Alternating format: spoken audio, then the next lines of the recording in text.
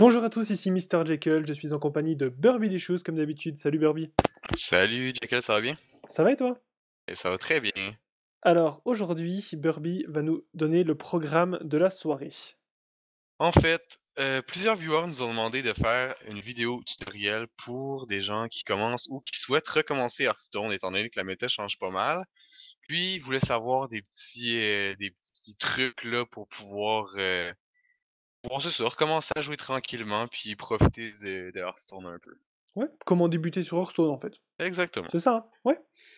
Donc du coup, pour ce faire, nous allons vous balancer une petite, on va le faire en direct même, un petit match. Donc Live. j'ai du mal à parler, à expliquer des choses en me concentrant et à jouer en même temps, donc je vais jouer à un Untard.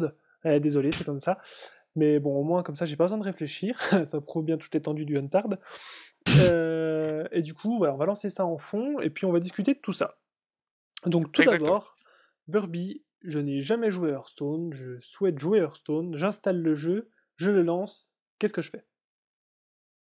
Si tu démarres complètement Hearthstone, mon cher Jekyll, tu devrais commencer par faire les tutoriels que propose le jeu. En fait, on Parce n'a que pas le comme ça... choix. Non. De toute Dans tous les façon, cas, t'as il pas nous le choix. l'impose. Exactement. Puis de toute façon, c'est une bonne chose qu'il l'impose parce que ça va te montrer les petites bases du jeu.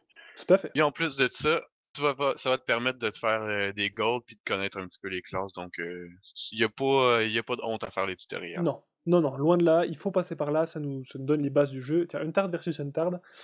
Oh, ça va Euh, être un grand Tu me match. spectates pas. Ouais, ouais, ça va être un grand match de bourrin. Donc dans tous les cas, il faut passer par là. Ensuite, déjà, quand on commence à Hearthstone, c'est caché, enfin on ne le voit pas visiblement dans le jeu, mais il y a des hauts faits à réaliser.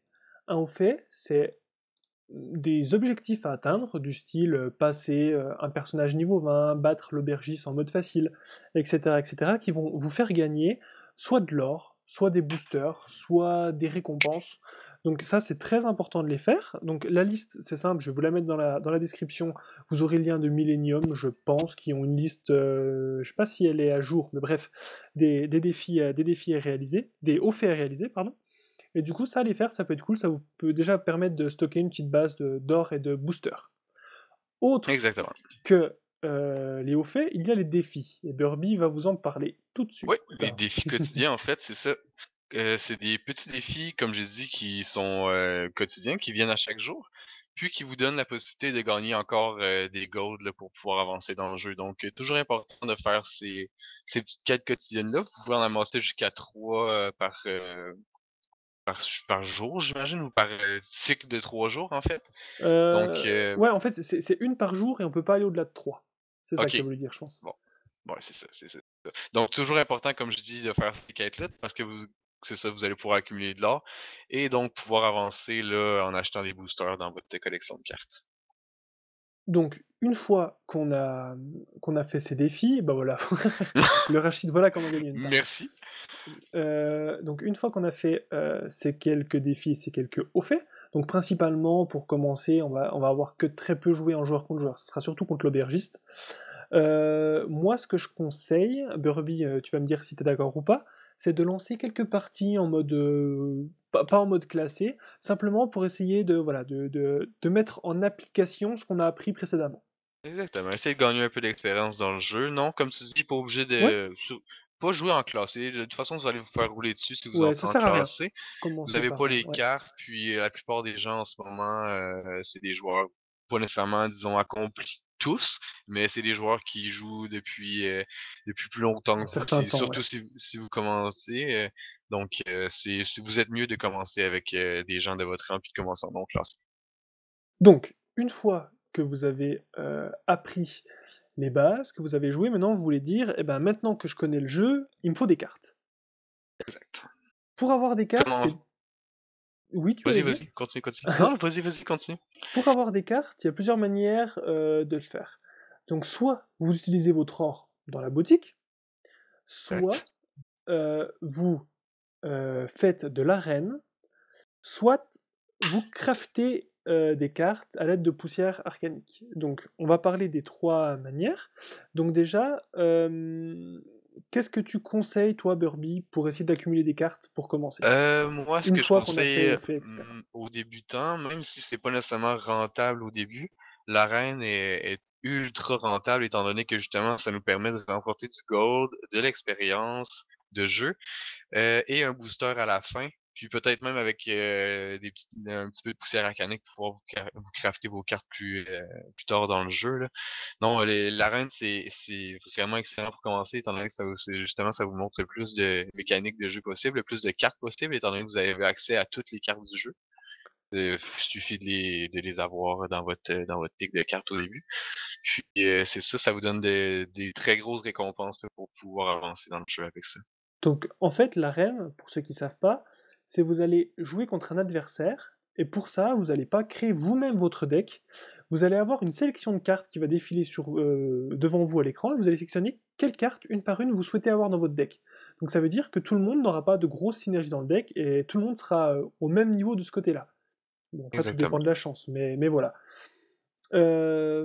Du coup, pas besoin d'avoir de cartes, et même si c'est un petit peu compliqué, même si vous gagnez pas forcément, si vous prenez l'habitude et vous gagnez là-dessus, une fois que vous allez faire des séries de victoires, ça va être ultra rentable et vous pourrez même vous constituer des decks phénoménaux sans mettre un seul centime dans le jeu. Donc pour ça, c'est Exactement. super bien et ça va vous apprendre les valeurs des cartes, comme disait Burby. Exact. Si, Puis ben, oui, dis-moi. surtout, ouais, c'est ça, si on prend justement la deuxième option d'acheter des boosters de base ou quoi que ce soit, essayez, étant donné qu'il y a une nouvelle extension qui sort, essayez d'éviter d'acheter les extensions qui vont être obsolètes au niveau standard ou dépendamment de vos objectifs de jeu, c'est sûr et certain. Mais essayez d'éviter les cartes que vous ne pourrez pas utiliser le plus souvent possible. Tout à fait. Donc, si par exemple l'arène ça ne vous plaît pas, ce qui est compréhensible, hein, donc vous pouvez utiliser votre or à la place dans les boosters. Et donc du coup, depuis cette année, c'est pas encore lancé, mais ça va se faire. euh, Vous pourrez jouer en mode compétitif qu'avec les deux dernières extensions sorties et les deux dernières aventures. C'est pour ça, du coup, que Burby vous dit de ne surtout, si vous voulez être compétitif, hein, vous pouvez très bien ne pas avoir envie, et c'est tout à fait légitime, et ben, vous ne devrez pas acheter Naxxramas et Gobelin versus Gnome, vu que c'est des cartes avec lesquelles vous ne pourrez pas jouer. Je crois que la partie 2 est terminée, on va pouvoir passer à la Oui, partie 3. oui, On a accumulé des cartes, et ben maintenant qu'on les a, il va falloir en faire quelque chose, il va falloir créer son deck. exactement. Comment créer son deck? En fait, tout là, c'est certain que ça va dépendre de votre style de jeu. Qu'est-ce que vous voulez faire? Comment vous vous sentez à l'aise à jouer à Hearthstone? Donc, à partir de là, une fois que vous définissez votre style de jeu, maintenant, il va falloir savoir comment construire votre deck à partir de votre style de jeu. Puis, vous créer aussi une espèce de synergie avec les cartes que vous allez vouloir utiliser. En fait, il y a, bon, c'est très schématisé, très simplifié, trois styles de deck. On peut avoir des Oui, decks aggro, mid, contrôle. Donc quand on a un deck aggro, ça veut dire que la plupart de nos cartes auront un coût en mana très peu coûteux, et du coup on va essayer d'infliger le plus de dommages possible en un moins de tours possible. Mid, ça va être un petit peu plus polyvalent, ça sera sur le milieu de courbe de mana, et contrôle, on va attendre jusqu'à la fin pour détruire notre adversaire. Donc en fait, vous devez déjà définir votre style de jeu pour essayer de trouver donc, ce dont vous voulez jouer. Si vous aimez mettre des dommages tout de suite, vous allez partir sur un deck aggro, donc vous allez voir un petit peu quelles cartes vous manquent. Vous allez trouver des mécaniques, des synergies, et c'est comme ça que vous allez créer votre deck.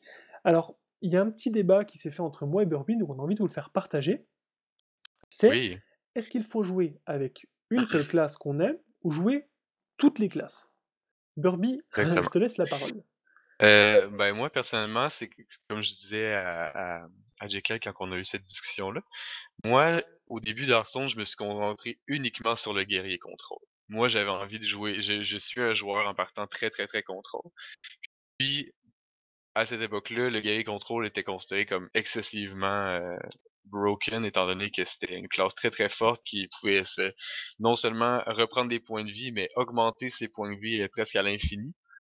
Donc, je jouais très contrôle et je me suis juste focalisé sur cette classe-là pour pouvoir la jouer correctement, pour être le plus compétitif possible avec cette classe-là. Mais Mr. Jekyll a une autre vision de la chose.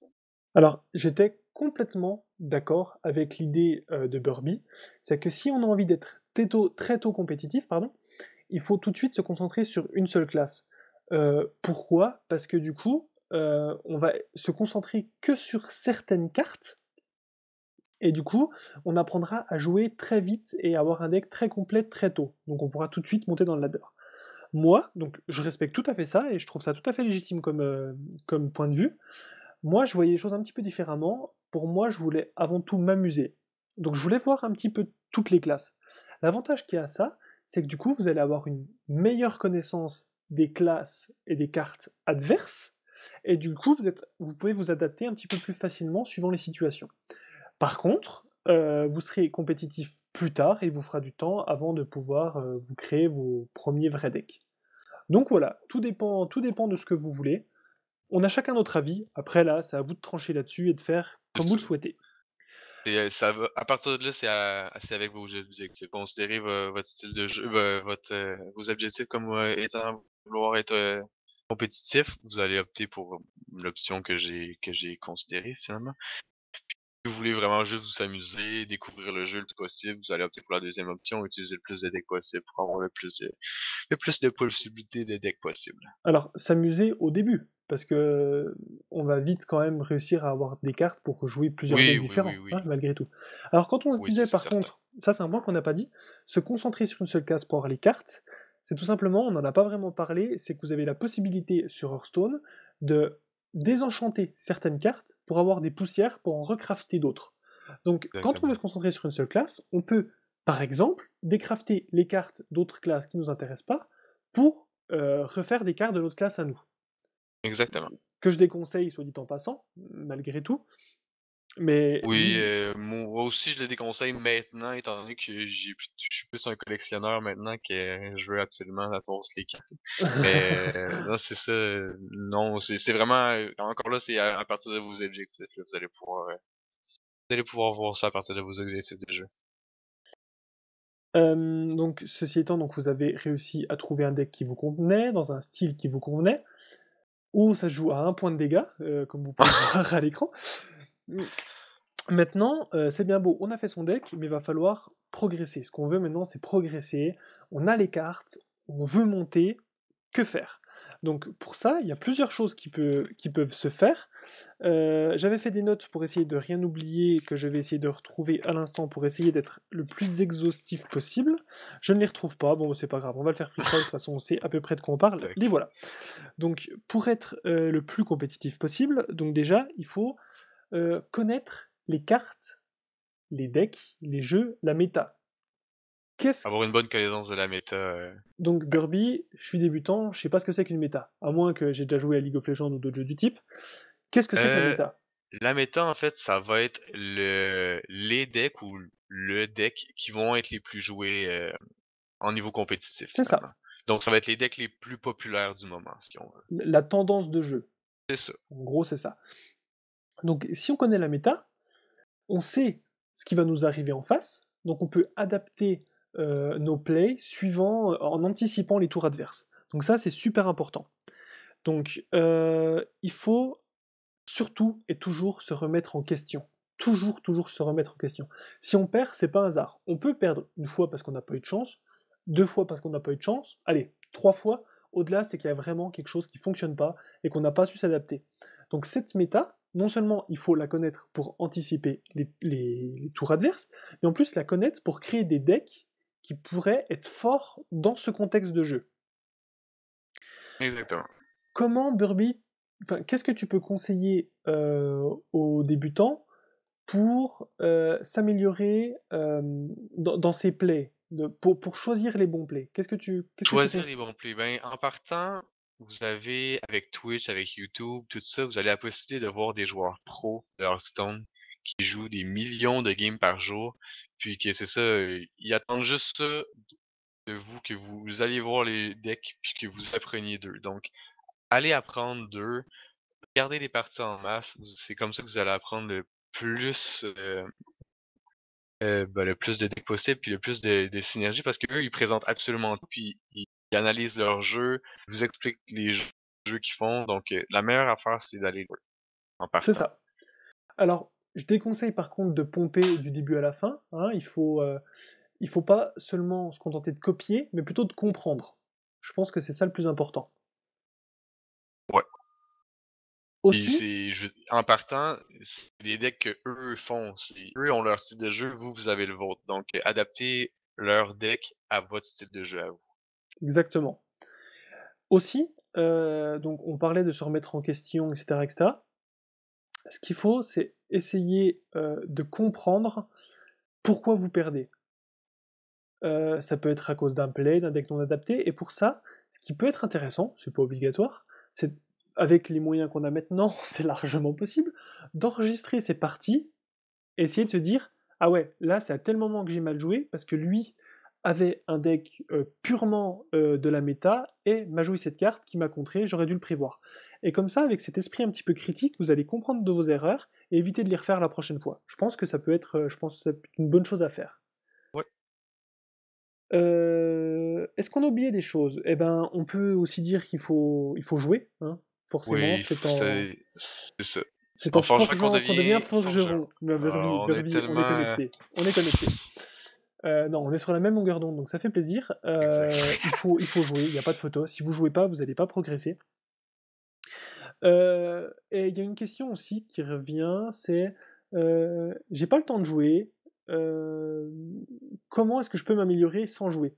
Eh ben, c'est simplement vous traînez un petit peu sur les sites internet, Millennium, Hearthstone Deck, ce genre de choses-là, et vous allez avoir des decklists, les decklists du moment. Vous pouvez les regarder et entre guillemets essayer de les apprendre un petit peu. Et comme ça vous permet d'anticiper plus facilement aussi le jeu adverse. Ouais, exactement. Essayer d'analyser ça, puis c'est ça, d'apprendre un peu sur comment ces decks-là marchent. Je pense qu'on a un petit peu fait le tour de ce qu'on voulait dire. Est-ce que j'ai Oui. oublié? T'as vu des choses que j'ai oubliées, Non, je Burby? pense que c'était pas mal ça qu'on voulait dire pour la vidéo. Je pense que oui, le message est passé, je pense. On va pas s'en arrêter là, hein, vous inquiétez pas. On va faire des vidéos complémentaires pour parler, alors par exemple, comment gagner en arène, ce genre de choses, qui sera complémentaire à ça. Donc on va continuer cette suite de tutos.